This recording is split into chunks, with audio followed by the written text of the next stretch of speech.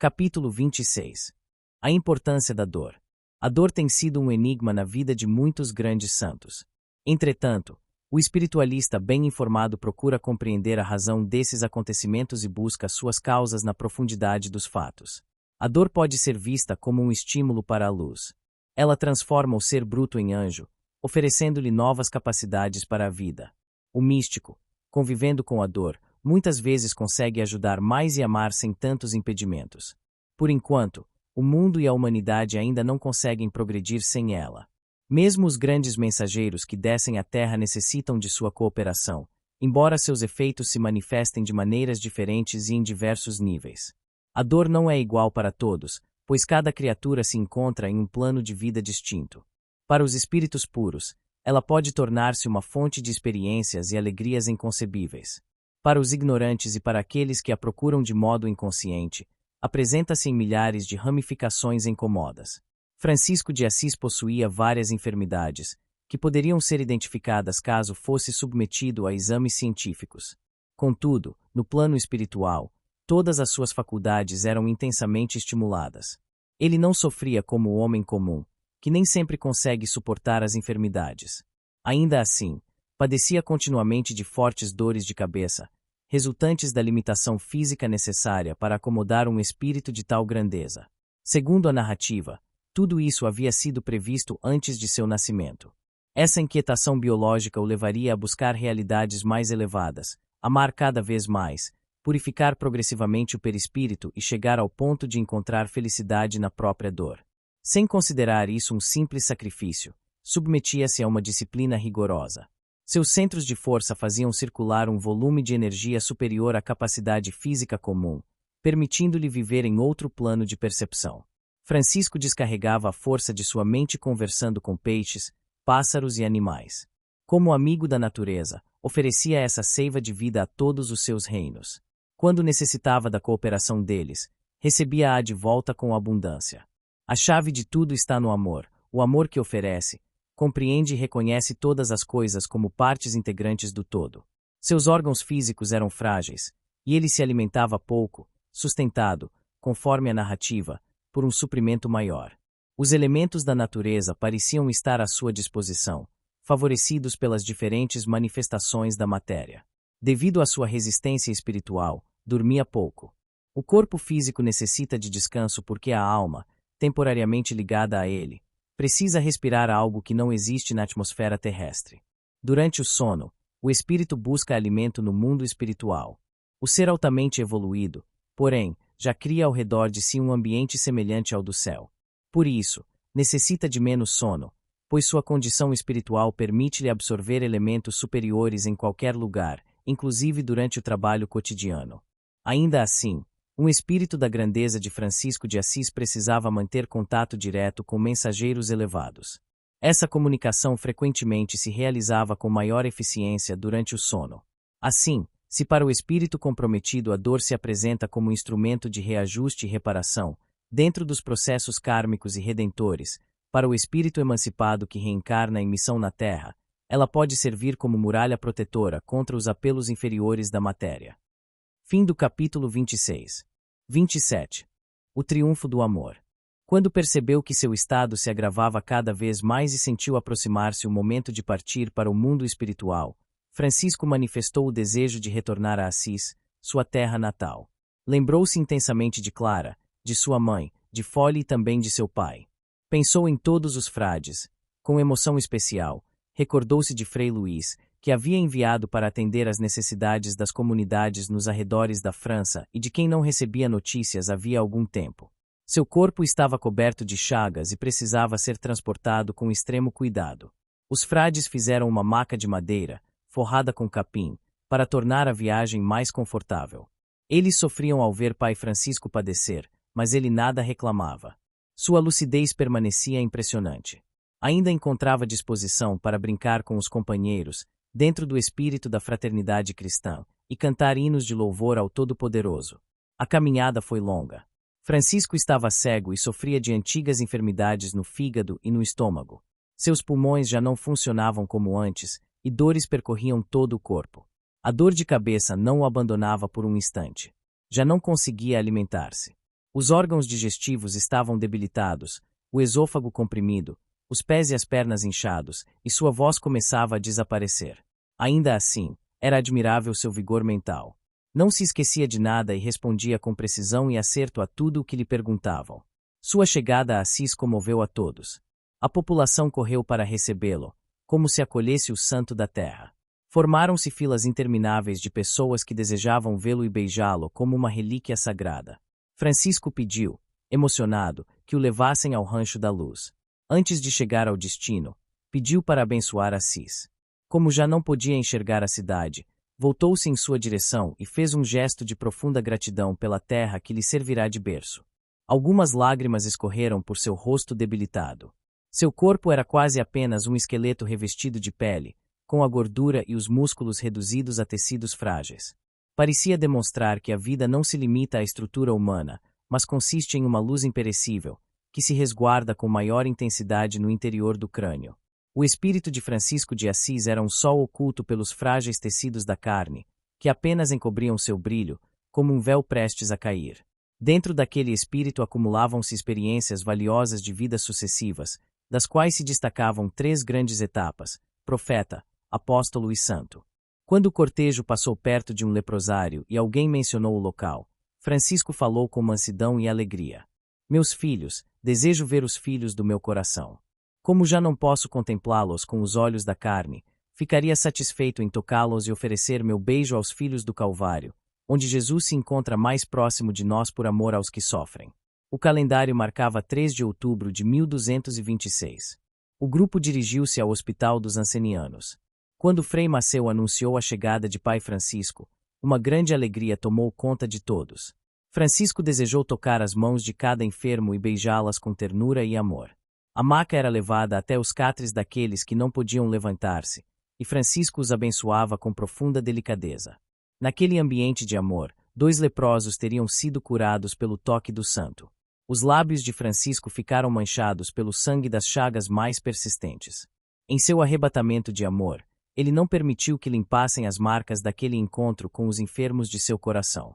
Dali, partiram para o Rancho da Luz, uma cobertura improvisada que servia como igreja no seio da natureza, dentro da simplicidade e da pobreza que Francisco escolhera. Francisco lembrou-se de Clara. Visualizou sua figura como se estivesse junto ao leito, falando-lhe sobre o amor que ultrapassa o egoísmo e o ciúme, um amor que supera o amor familiar e o amor à pátria para concentrar-se no amor universal, personificado pelo Cristo de Deus. Mandou chamá-la, mas ela não pôde comparecer, por motivos que somente o coração poderia explicar, segredos guardados no tabernáculo do peito e nos arquivos da consciência. O sol começava a desaparecer no poente quando a alma de Francisco de Assis começou a apagar-se no ocaso da vida física, para resplandecer na eternidade. Os frades, ajoelhados, cantavam e choravam baixinho. Francisco ascendeu às alturas. Frei Rogério viu claramente Pai Francisco subir aos céus, envolto em luz, ao encontro do Cristo. No mundo espiritual, 2 alas de espíritos aguardavam.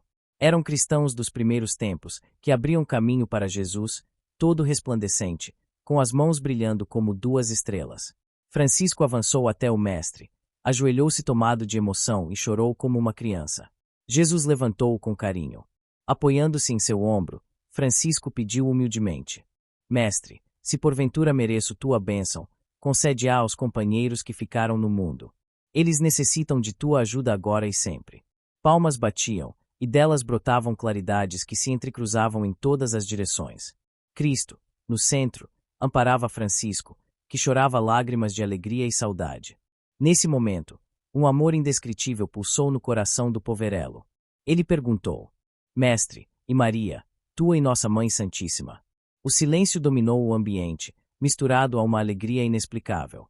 Francisco, ainda amparado por Jesus e tomado de emoção, procurou Maria entre os presentes, mas não a encontrou. Recordou-se intensamente do momento doloroso do Calvário. Reconstituiu todo o drama e aguçou os ouvidos espirituais para ouvir novamente as ondas etéricas que guardam os segredos da vida.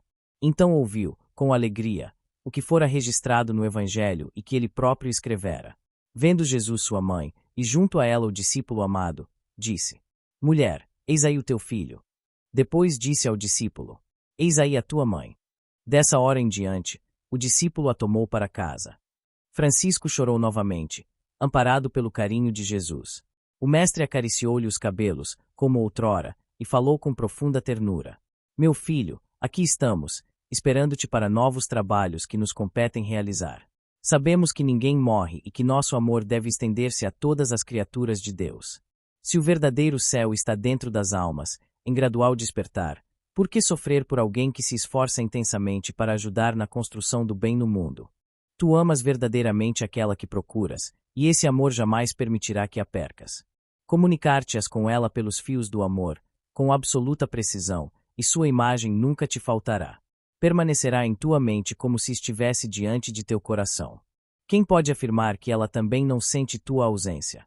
Procura, porém, trabalhar ainda mais na obra de Deus, utilizando a poderosa força da saudade, que muitos desconhecem e desperdiçam, transformando-a em paixão. Se desejas aproximar-te verdadeiramente de quem amas, transfere teu amor para Deus, depois, busca o próximo nos dois planos da vida. Cumpriste teu dever ao caminhar pela terra, muitas vezes sobre espinhos dilacerantes. Renunciaste ao conforto do mundo, contemplando a paz das criaturas. Gastaste tua última gota de energia em favor dos que sofrem. Tudo isso me agradou, porque deixaste um rastro de luz como exemplo e viveste o Evangelho em sua mais elevada expressão de humildade, desprendimento e amor. Foste enviado ao mundo em um momento decisivo, entre duas forças das trevas, as cruzadas e a Inquisição. Vieste para preservar o equilíbrio na educação das criaturas. O traço que deixaste jamais desaparecerá dos corações que buscam compreensão. Permanecerás na história, não apenas na história dos fatos, mas na história dos sentimentos que elevam e salvam. Confundiste a inteligência dos sábios e levaste a teologia burocrática a refletir. Despertaste a Igreja, que se tornará uma Igreja de Césares, para que retornasse a ser a Igreja de Deus. Mesmo que essa transformação demore, o importante é que ela renasça como nasceu, para a glória divina. Ergue-te diante da própria consciência, onde está o trono de Deus. Percebe e sente o que ainda tens a realizar, pois a perda de tempo muitas vezes nos faz imaginar que perdemos também a felicidade. Tua glória será reencontrar todos os companheiros dos tempos do Evangelho nascente e abraçá-los em eterna fraternidade. Dessa união ressurgirão novos trabalhos em favor do bem comum. Que Deus te abençoe sempre. Francisco desprendeu-se dos braços de Jesus e percorreu as duas alas, tocando todos os companheiros, tomado de uma emoção indescritível. Depois, pediu licença e procurou o corpo físico que lhe servirá de instrumento na terra. Viu-o cercado por inúmeros discípulos, que permaneciam em oração. Alguns choravam em silêncio, com a dor serena que um coração educado é capaz de manifestar. Movido pela gratidão, Francisco foi levado até os pés do corpo físico que acabará de deixar, como uma roupa já inutilizada. Beijou-os comovido e agradeceu por tudo o que haviam feito ao caminhar pelos caminhos do mundo, levando o Evangelho aonde quer que fosse. Depois, beijou as mãos, que lhe haviam servido para alimentar o corpo, trabalhar, cumprimentar os outros, transmitir a força do Cristo nas curas, abençoar e agir quando era tomado pela luz do Senhor. Francisco beijou a própria boca com ternura e respeito. Nela deixou duas lágrimas luminosas, vindas do coração, e falou emocionado. Agradeço-te, instrumento de luz, que me serviste para transmitir a verdade e me ajudaste a apaziguar. Foste uma porta grandiosa pela qual a misericórdia se manifestou, não por minha causa, mas pela graça de Jesus, em nome de Deus. Francisco Espírito agradecia ao Francisco Corpo em outra dinâmica da palavra. Então desejou deixar uma última imagem aos companheiros. Olhou para a expressão melancólica do corpo, desgastado pela doença e ainda ligado ao espírito pelo cordão de vida. Com sua força mental, imprimiu-lhe uma expressão de alegria. Como por encanto, o rosto de Francisco iluminou-se. Os presentes, emocionados, admiraram o fenômeno e o consideraram mais um milagre do Pai amado. Ninguém mais chorou. Francisco, pensando em Cristo, viu dois dedos de luz desatarem os laços que ainda o prendiam ao corpo que lhe servirá durante 44 anos na terra. Ao preparar-se para despedir-se de Assis, viu uma mulher envolta em um grande véu escuro, chorando e orando. Percebeu que dentro de seu peito pulsava um coração de luz, irradiando ondas que se desfaziam sobre o corpo. Era Clara. Francisco, incapaz de conter a emoção, abraçou-a e chorou com ela. Afastou-se um pouco e contemplou-a. Viu nela a companheira de outras eras. Tomou suas mãos e beijou-as. Pelo beijo, Deixou em sua pele uma flor de luz, cujo perfume só poderia nascer do amor. Depois, ergueu a cabeça e beijou-lhe a testa, onde brilhava uma estrela de claridade indescritível. Clara sentiu a presença espiritual de Pai Francisco e falou pelo pensamento, com emoção, rompendo o véu que os separava. Francisco, sei que vives na eternidade. Pelo que me ensinaste, nada morre, muito menos a alma, centelha divina saída da expressão do amor. Tenho confiança em Deus e em Cristo. Sei que estás mais perto de nós do que antes. Se não estás aqui materialmente, estás agora nos ouvindo e ajudando. Como é bom ter fé! Ela nos sustenta pelos caminhos que percorremos e nos ajuda na grande lavoura em que semeamos as sementes do Evangelho. Esse trabalho nos alimenta e nos enche de esperança. Pai Francisco, se nos escutas neste momento, ouve novamente, não nos deixes cair. Às vezes, sem tua presença material, sentimos-nos frágeis, pois somos muitos os que dependem de um amor que nem sempre conseguimos oferecer. Roga, no reino em que te encontras, a Deus por nós. Pede também a Jesus, nosso guia de sempre, que não se esqueça de seus filhos e filhas espirituais que ficaram na terra. Roga ainda por aqueles que se reúnem ao redor deste corpo benfeitor, que te serviu de casulo e nos ajudou a conquistar as virtudes de Deus. Eu desejava ver-te antes que fechasses os olhos na terra, mas Deus não permitiu. Hei de ver-te em breve, com os olhos abertos na espiritualidade, vestido de luz e envolvido pela luz de Deus. O amor que nos une sobreviverá em favor dos que sofrem, por toda a eternidade. O vento tocava o rosto de Clara como se fossem as mãos de Francisco. Ela agradeceu ao Senhor pelo prêmio da comunhão espiritual. Sentou-se ao lado do corpo inerte, fechou os olhos em oração e viu nitidamente Francisco de Assis acenando para ela enquanto ascendia ao infinito.